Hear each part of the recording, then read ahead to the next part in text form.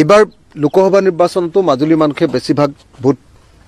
সংখ্যাগৰিষ্ঠ ভোট বিজেপিকে দিছে কিন্তু তাৰ পাছতো যোৰহাট লোকসভা সমষ্টিত বিজেপি দলৰ এমপি কেণ্ডিডেটজন নিজিকাৰ কাৰণে যদি এনেকৈ দলং বন্ধ কৰি দিয়ে ইয়াতকৈ আৰু নিকৃষ্ট ৰাজনীতি একো হ'ব নোৱাৰে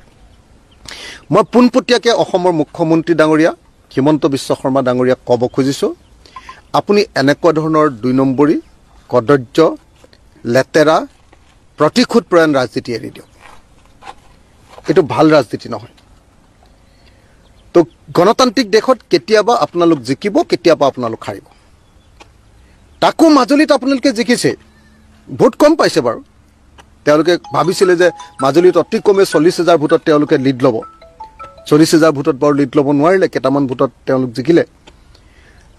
গতিকে এই মুহূৰ্তত মই সেইকাৰণে স্পষ্টকৈ ক'ব খোজো যে আজি বিজেপি চৰকাৰে মাজুলী আৰু যোৰহাট সংযোগী দলংখন ইচ্ছাকৃতভাৱে ষড়যন্ত্ৰমূলকভাৱে মাজুলীৰ মানুহক শিক্ষা দিবৰ কাৰণে যোৰহাটৰ মানুহক যোৰহাট লোকসভাৰ মানুহক অপকাৰ কৰিবৰ কাৰণে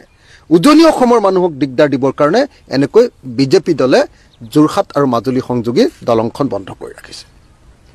মই অসমৰ মুখ্যমন্ত্ৰীক এই দলংখন পুনৰ আৰম্ভ কৰিবৰ কাৰণে দাবী উত্থাপন কৰিছোঁ ৰাজনীতি নহয় আমি দেখিছোঁ যে তেওঁ ৰাজনীতি কৰে তেওঁ এনে দলং আমুক হৈছে তামুক হৈছে ভুচুক হৈছে কৈ আছে কিন্তু এতিয়ালৈকে আমি টেণ্ডাৰ বা নিবিদা আহ্বান কৰা দেখা নাই ইয়াৰ যিটো কোম্পানী এই কোম্পানীটো গুচি গ'ল আমি আগতে জানিছিলোঁ যে এখন দলং নহ'বগৈ কাৰণ যিটো পইচা দিছিলে সেই পইচাটো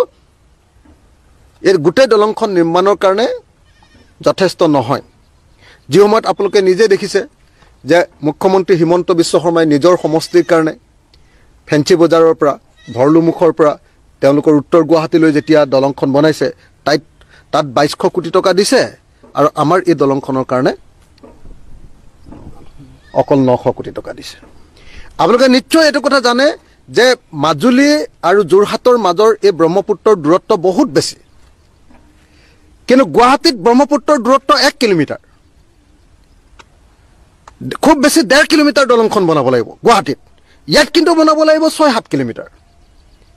গতিকে এনেকুৱা স্থলত ইয়াত কেৱল 900 কোটি টকাৰে এখন দলং নিৰ্মাণটো অসম্ভৱ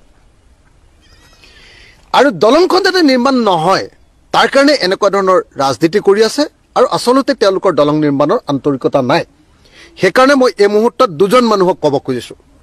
1 নম্বৰ মানুহজন হ'ল হিমন্ত বিশ্ব শৰ্মা যি কুটিল ৰাজনীতি কৰি এই দলংখন নিৰ্মাণৰ কাম আধৰুৱাকৈ বন্ধ কৰি দিছে